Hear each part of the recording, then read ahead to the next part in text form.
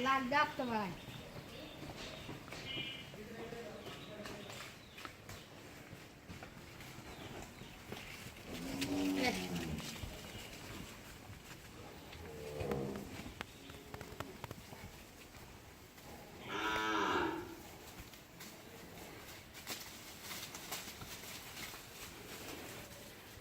हात करायचं हात धरायचं